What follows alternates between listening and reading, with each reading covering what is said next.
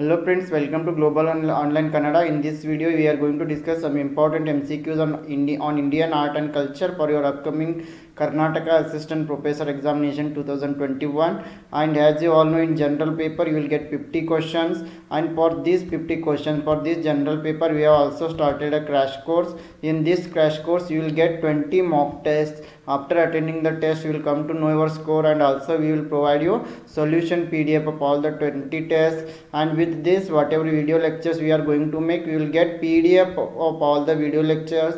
And we are also trying to make some videos on Kannada and also on English paper. Those are paper 1 and paper 2. This crash course fees is just 999 rupees. If you want to join, you can contact this number.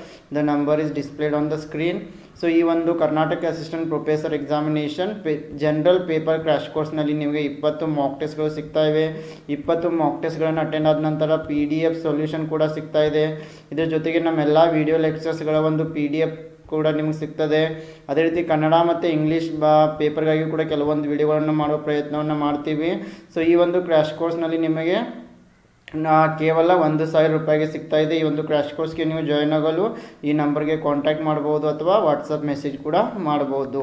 So let us move to the questions. The first question is Karagam is a folk dance of which state? Karagam ಯಾವ ರಾಜ್ಯದ ಜಾನಪದ ನೃತ್ಯವಾಗಿದೆ? Options are: option A Kerala, option B Tamil Nadu, option C Karnataka, option D Andhra Pradesh. Yes, Kargam, it is a folk dance related to Tamil Nadu. So option B is the correct answer. Yes, Kargam ಈ ಒಂದು ಜಾನಪದ ನೃತ್ಯ ತಮಿಳುನಾಡು ರಾಜ್ಯಕ್ಕೆ ಸಂಬಂಧಿಸಿದೆ.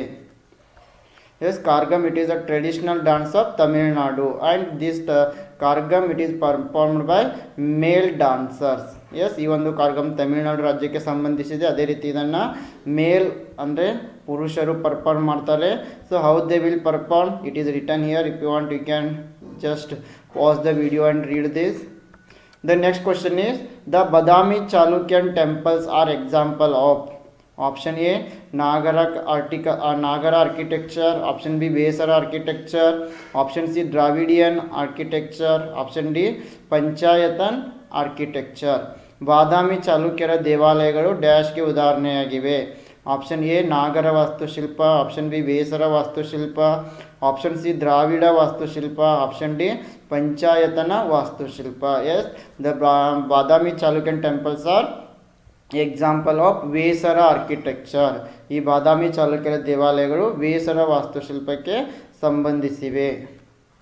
Yes, the Badami Chalukya architecture of temple building is known as Vesara style and also Chalukya style. The next question is, which of the following was the first language to be included in the list of classical languages of India? Yes, ಕೆಳಗಿನವುಗಳಲ್ಲಿ ಯಾವುದು ಭಾರತದ ಶಾಸ್ತ್ರೀಯ ಭಾಷೆಗಳ ಪಟ್ಟಿಯಲ್ಲಿ ಸೇರಿಸಲ್ಪಟ್ಟ ಮೊದಲ ಭಾಷೆಯಾಗಿದೆ? Option A Tamil, option B Sanskrit, option C Telugu, option D Pali. Yes, here for this question the right answer is option A Tamil language. Yes, it is the first language to be included in the list of classical languages of India. Yes, ಈ ತಮಿಳು ಭಾಷೆ ಭಾರತದ ಶಾಸ್ತ್ರೀಯ ಭಾಷೆಗಳಲ್ಲಿ ಸೇರಿಸಿದ ಮೊದಲ ಭಾಷೆಯಾಗಿದೆ. Yes, Tamil was the first classical language of India. The government declared Tamil as the first classical language in the year of 2004, and also the government declared Sanskrit as a classical language in the year of 2005. Yes, presently these two languages are classical languages of India. Yes, ತಮಿಳನ್ನು 2004ರಲ್ಲಿ ಭಾರತ ಸರ್ಕಾರ ಇದನ್ನು classical language ಆಗಿ ಲಿಸ್ಟ್ಗೆ ಸೇರ್ಪಡಿಸ್ತದೆ.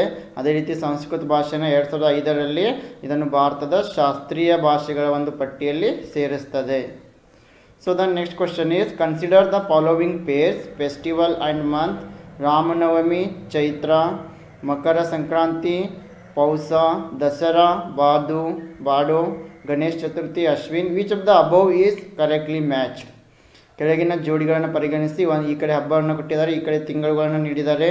ರಾಮನವಮಿ, ಚೈತ್ರ, ಮಕರ ಸಂಕ್ರಾಂತಿ, ಪೌಸ, ದಸರಾ, ಬಾಡೋ, ಗಣೇಶ್ ಚತುರ್ಥಿ, ಅಶ್ವಿನಿಗೆ ಮೇಲಿನವುಗಳಲ್ಲಿ ಯಾವುದು ಸರಿಯಾಗಿ ಹೊಂದಿಕೆಯಾಗಿದೆ? Yes, the right answer is option A 1 and 2 are correctly matched here. ಇಲ್ಲಿ 1 ಮತ್ತು 2 ಕರೆಕ್ಟಾಗಿ ಮ್ಯಾಚ್ ಆಗಿವೆ.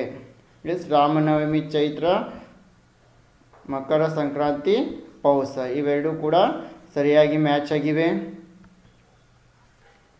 Yes Dasara is celebrated on the 10th day of the month of Ashwin. Yes ದಸರಾವನ್ನು ಅಶ್ವಿನ್ ಮಂತದಲ್ಲಿ ನಾವು ಫಾಲೋ ಮಾಡ್ತೀವಿ, ಆಚರಣೆ ಮಾಡ್ತೀವಿ. ಹೀಗಾಗಿ option C is wrong here. So Dasara Bhado ಅಂತ ಕೊಟ್ಟಿದ್ದಾರೆ, ಇದು ಇಲ್ಲಿ ತಪ್ಪಾಗಿದೆ. And Ganesh Chaturthi is celebrated in the month of Bhadrapada. So here it is given Ashwin, so this is also wrong. Ganesh ಚತುರ್ಥಿಯನ್ನು ಭಾದ್ರಪದ ಮಾಸದಲ್ಲಿ ಆಚರಿಸ್ತೀವಿ, ಇಲ್ಲಿ ಅಶ್ವಿನ್ ಅಂತ ಕೊಟ್ಟಿದ್ದಾರೆ. ಹೀಗಾಗಿ 3rd and 4th ರಾಂಗ್ ಆಗಿವೆ. 1 and 2 are correct. The next question is which of the pairs is incorrectly matched. ಯಾವ ಜೋಡಿ ಸರಿಯಾಗಿ ಹೊಂದಾಣಿಕೆಯಾಗುತ್ತಿಲ್ಲ? ಎಸ್ ಬಿಮೆಟ್, yes first option A Bhimbetka Madhya Pradesh, Kailash temple Maharashtra, Taj Mahal Agra, shore temple Orissa. Yes which one of the following, each one is not correctly matched here. Yes, Bhimtekka is it in Madhya Pradesh, Kailash temple or Ellora it is in Maharashtra, Taj Mahal this is also in Agra, Shore temple this is wrong here. So option D is the correct answer. Shore temple Orissa anta kottidare, idu illi wrong agide. Actually Shore temple is located near Chennai in Tamil Nadu. So this is wrong here. So option D is correct answer. Yes, Bhimetka,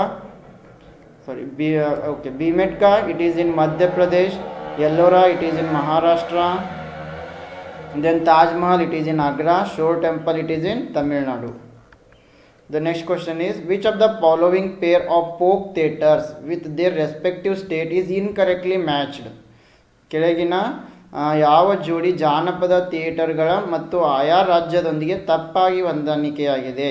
S Nautanki Uttar Pradesh, Tamasha Maharashtra, Bhavai yes Bhavai Rajasthan, Yakshagana Karnataka. Yes there is no doubt Yakshagana is related to Karnataka, Tamasha is related to Maharashtra, Nautanki it is the folk theatre of Uttar Pradesh, Bawai it is the folk theatre of Gujarat. So here it is given Rajasthan, so option C is the correct answer. Bawai ಇದು ಗುಜರಾತ್ಗೆ ಸಂಬಂಧಿಸಿದೆ, ಇಲ್ಲಿ ರಾಜಸ್ಥಾನ್ ಅಂತ ಕೊಟ್ಟಿದ್ದಾರೆ. ಹೀಗಾಗಿ option C ಏನಾಗಿದೆ ಇಲ್ಲಿ ಸರಿಯಾದ ಉತ್ತರ ಆಗಿದೆ. Yes option C Bhavai Rajasthan it is incorrectly matched. So every corner of India has its own unique. So you know Nautanki it is of Uttar Pradesh, then Tamasha it is of Maharashtra, yes Bawai it is of Gujarat. So Bawai it is the traditional theatre from the Kutch and Kathiawar region of Gujarat, and Yakshagana is related to Karnataka. The next question is which of the following makes a distinction between two types of artisans. Yes ಕೆಳಗಿನವುಗಳಲ್ಲಿ ಯಾವುದು ಎರಡು ಪ್ರಕಾರದ ಕುಶಲಕರ್ಮಿಗಳ ನಡುವೆ ವ್ಯತ್ಯಾಸವನ್ನು ಉಂಟು ಮಾಡ್ತದೆ? Rajatarangini, Panchatantra, Upanishad, Arthashastra. Yes here the right answer is option D, Arthashastra is the correct answer. Yes, this is written by Kautilya as we all know. Yes, this will make difference between two types of artisans. ಇದು ಎರಡು ಪ್ರಕಾರದ ಕುಶಲಕರ್ಮಿಗಳ ನಡುವೆ ವ್ಯತ್ಯಾಸವನ್ನು ಮಾಡ್ತದೆ. So the Arthashastra refers to practice of political diplomacy that arose in India and it was written by Kautilya. The next question is which among the following book is the source of Indian art and paintings. Yes ಕೆಳಗಿನ ಯಾವ ಪುಸ್ತಕ ಭಾರತೀಯ ಕಲೆ ಮತ್ತು ಚಿತ್ರಕಲೆಯ ಮೂಲವಾಗಿದೆ? Option A Vishnu Dharmottara ಪುರಾಣ, option B ನಾರದೀಯ ಪುರಾಣ, ಆಪ್ಷನ್ ಸಿ ಮಾರ್ಕಂಡೇಯ ಪುರಾಣ, option D Varaha Purana. Yes which one of the book is source of Indian art and paintings? ಯಾವುದು ಭಾರತೀಯ ಕಲೆ ಮತ್ತು ಚಿತ್ರಕಲೆಯ ಮೂಲವಾಗಿದೆ? The right answer is option A Vishnu Dharmottara Purana. Yes ಇಲ್ಲಿ ವಿಷ್ಣು ಧರ್ಮೋತ್ತರ ಪುರಾಣ ಸರಿಯಾಗಿದೆ. So the third khanda of the Vishnu Dharmottara Purana, a 5th century text has chapter Chitra Sutra. Please remember Chitra Sutra, it is the chapter from Vishnu Dharmottara and it should be considered as the source book of Indian art, general and painting. And specifically this book is going to talk about image making called ಪ್ರತಿಮಾ ಲಕ್ಷಣ. S, ಈ ಒಂದು ವಿಷ್ಣು ಧರ್ಮೋತ್ತರ ಪುರಾಣ ಭಾರತೀಯ ಕಲೆ ಮತ್ತು ಚಿತ್ರಕಲೆಗೆ ಸಂಬಂಧಿಸಿದೆ. ಇದರಲ್ಲಿರುವ ಒಂದು ಚಾಪ್ಟರ್ ಚಿತ್ರಸೂತ್ರ. ಇದು ಭಾರತದ ಕಲೆ ಮತ್ತು ಚಿತ್ರಕಲೆಯ ಬಗ್ಗೆ ವಿವರಣೆಯನ್ನು ನೀಡ್ತದೆ. ಇದು ಹೆಚ್ಚಾಗಿ ಇಮೇಜ್ ಮೇಕಿಂಗ್ ಅಂದರೆ ಪ್ರತಿಮಾ ಲಕ್ಷಣವನ್ನು ಕುರಿತು ನಮಗೆ ತಿಳಿಸಿಕೊಡ್ತದೆ. The next question is, which among the following is the most widely illustrated canonical text in the Jain tradition? ಕೆಳಗಿನವುಗಳಲ್ಲಿ ಯಾವುದು ಜೈನ ಸಂಪ್ರದಾಯಗಳಲ್ಲಿ ಹೆಚ್ಚು ವ್ಯಾಪಕವಾಗಿ ವಿವರಿಸಲಾದ ಅಂಗೀಕೃತ ಪಠ್ಯವಾಗಿದೆ? ಆಪ್ಷನ್ ಎ ಕಲಾಕಾಚಾರ್ಯ ಕಥೆ, ಆಪ್ಷನ್ ಬಿ ಸಂಗ್ರಹಣಿ ಸೂತ್ರ, option C Uttaradhyayana Sutra, option D Kalpasutra. Yes, here the right answer is option D, Kalpasutra. Yes, Kalpasutra, it is the canonical text in the Jain tradition. Yes, ಈ ಕಲ್ಪಸೂತ್ರ ಎಂಬುದು ಜೈನ ಸಂಪ್ರದಾಯಗಳಲ್ಲಿ ಹೆಚ್ಚು ವ್ಯಾಪಕವಾಗಿ ವಿವರಿಸಲಾದ ಅಂಗೀಕೃತವಾದ ಒಂದು ಪಠ್ಯವಾಗಿದೆ. Yes, the most widely illustrated canonical text in the Jain tradition is Kalpasutra. And this Kalpasutra contains biographies of the Jain Tirthankaras, notably Parshvanath and Mahavira. Yes, ಈ ಒಂದು ಕಲ್ಪಸೂತ್ರ ಜೈನ್ ತೀರ್ಥಂಕರಗಳಾದ ಮಹಾವೀರ ಮತ್ತು ಪಾರ್ಶ್ವನಾಥರವರ ಒಂದು ಬಯೋಗ್ರಫಿ ಬಗ್ಗೆ, ಜೀವನ ಚರಿತ್ರೆ ಬಗ್ಗೆ ನಮಗೆ ತಿಳಿಸಿಕೊಡ್ತದೆ. So it has a section reciting events from the lives of 24 Tirthankaras from their birth to salvation. ಈ ಒಂದು ಕಲ್ಪಸೂತ್ರ ಎಂಬ ಪುಸ್ತಕ 24 ಜೈನ್ ತೀರ್ಥಂಕರರ ಅವರ ಹುಟ್ಟಿನಿಂದ ಸಾಲ್ವೇಷನ್ವರೆಗೆ ಅವರ ಒಂದು ಜೀವನದ ಬಗ್ಗೆ ನಮಗೆ ತಿಳಿಸಿಕೊಡ್ತದೆ. So the next question is, who among the following is author of Kavipriya? ಕೆಳಗಿನವುಗಳಲ್ಲಿ ಕವಿಪ್ರಿಯ ಲೇಖಕರು ಯಾರು? Option A Bhairavi, option C B Bhasa, option C Bhavabhuti, option D Keshav Das. Yes, the Kavipriya it is written by Keshav Das. ಈ ಕವಿಪ್ರಿಯ ಎಂಬ ಪುಸ್ತಕವನ್ನು ಕೇಶವ್ ದಾಸ್ ಅವರು ಬರೆದಿದ್ದಾರೆ. Yes, Kavipriya it is another poetic work by Keshav Das and it was written in honor of Rai Parvin. Please remember, a celebrated courtesan of Orcha. The next question is, which among the following painting origin is considered to be a landmark in the history of painting in India? ಭಾರತದ ಚಿತ್ರಕಲೆಯ ಇತಿಹಾಸದಲ್ಲಿ ಈ ಕೆಳಗಿನ ಯಾವ ಚಿತ್ರಕಲೆಯ ಮೂಲವನ್ನು ಹೆಗ್ಗುರುತಾಗಿದೆ ಎಂದು ಪರಿಗಣಿಸಲಾಗಿದೆ? Option A Pala school of painting, option B western Indian school of painting, option C Mughal school of painting, option D Deccan school of painting. Yes, the right answer is option C Mughal school of painting. Mughal school of painting it is considered as a landmark in the history of painting in India. ಈ Mughal school of ಪೇಂಟಿಂಗನ್ನು ಇದು ಒಂದು ಭಾರತದಲ್ಲಿ ಚಿತ್ರಕಲೆಯ ಮೂಲ ಹೆಗ್ಗುರುತಾಗಿ ಪರಿಗಣಿಸಲಾಗಿದೆ.